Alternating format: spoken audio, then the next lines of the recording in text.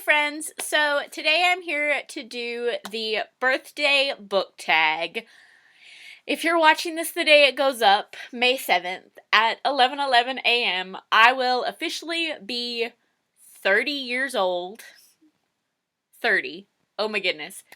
I wasn't really, I'm not really freaking out about turning 30. I'm not really bummed out about turning 30. I'm more bummed out that the cruise we were supposed to be on to celebrate my birthday couldn't happen, but we're dealing with it. We are. It just sucks.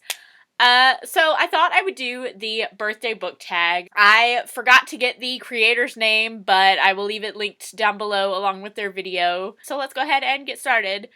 Question number 1, birthday cake. A book with a plot that seems cliche but you adore it anyway. I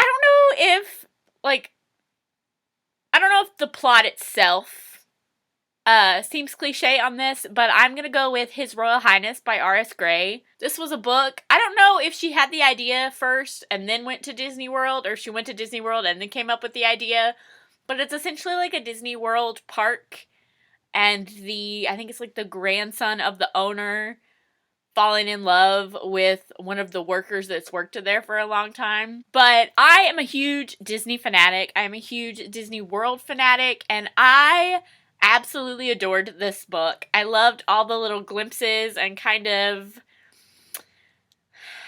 like little Easter eggs that she put in from the actual park into the park in the book. I just adored it. Question number 2, party guest, your most anticipated book release for this year. I could not pick just one. There's already been a couple of releases that I was super excited about, but as far as the ones that have not come out, The Last Train to Key West by Chanel Clayton comes out June 16th. I don't know if this is another companion to Next Year in Havana or When We Left Cuba, but I love Key West. I've been there on a cruise before, and it was so beautiful and so, relaxing and everything. So I'm really interested to see, I'm really interested to go back there in the form of her book. There is also Well Played by Jen DeLuca. It comes out October 13th, and this is the sequel companion to Well Met, which is going to take place in a Renaissance fair again. And I adored book 1, and I really like the characters that she set up for books 2 and 3, so I'm super excited for those as well. Question 3, birthday presents, a book that surprised you with how much you loved it.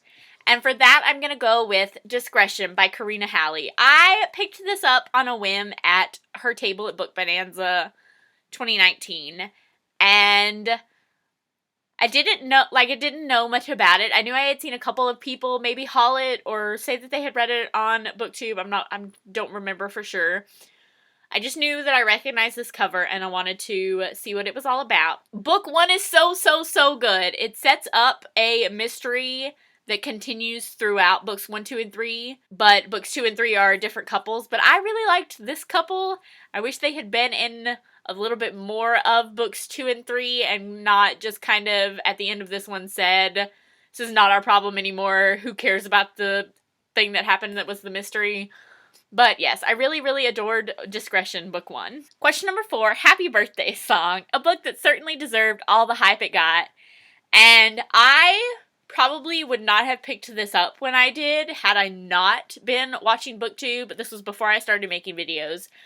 But had I not been watching BookTube, I probably would not have picked it up, and that is Cinder by Marissa Meyer. I definitely think that not only Cinder, but the whole Lunar Chronicles series is sci-fi fairy tale retelling perfection. I think if you at all are interested in any of those buzzwords, definitely you need to read the Lunar Chronicles. I know most people at this point have read them, but it was the first thing that came to my mind when I saw this question, so this is what I'm gonna go with. And cover goals, honestly. Question 5, Happy Music, a book with some very beautiful and truly memorable quotes.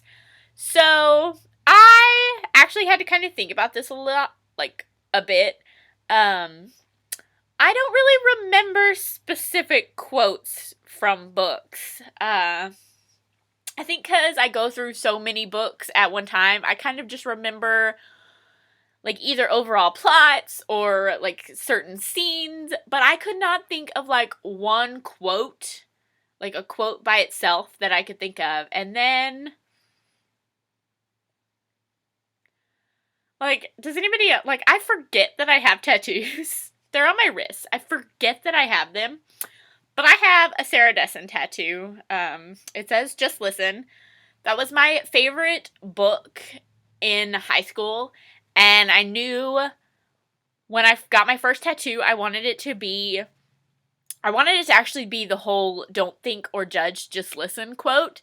But college financial situation made that not happen fully, so I did get Just Listen. But there's actually another quote from the book that I went on Goodreads to make sure that I had the full correct quote, because I couldn't quite find the exact one that I wanted in the book itself. Music is a total constant. That's why we have such a strong visceral connection to it, you know? Because a song can take you back instantly to a moment or a place or even a person. No matter what else has changed in you or the world, that one song stays the same, just like that moment. I love music. I love books. I love when they're mashed together, but I love this quote. I love it. Question 6, getting older. A book that you read a long time ago, but you think you would appreciate more if you read it as a more mature reader. I have actually been thinking about rereading this series for a little bit, and maybe I'll do a video on it if I ever actually decide to. But that is The Sisterhood of the Traveling Pants series by Anne Brashares. Brashers? I don't know how to pronounce her name. Never known how to pronounce her name. Obviously I got this when the first movie was coming out. I don't know why I can't hold this. And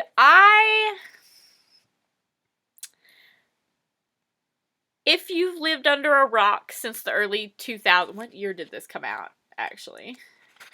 So I guess this version came out in 2005, and the original one came out in 2001, maybe? But if you've lived under a rock since then, this is about a group of 4 teenage friends who find this pair of pants that magically fit all of their different body types.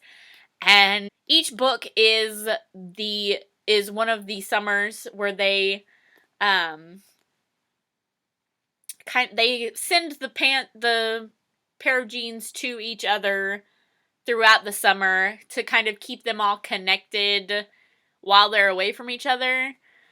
And like, I still see my high school friends and I still talk to a couple of them, but I wouldn't consider many of them that I was friends with in high school like best friends that I have now. Like, I don't know how to describe it. You probably know what I mean. I've been out of school for 12 years now, and like, life takes you in different directions, and yeah, I think that this would be, I don't know if I would appreciate it more now, but I definitely think that it would be an interesting time to reread it now. Like I said, might have a video on that at some point. Question number 7, Sweet Birthday Memories. A book that kept you incredibly happy during a sad or demanding period of your life.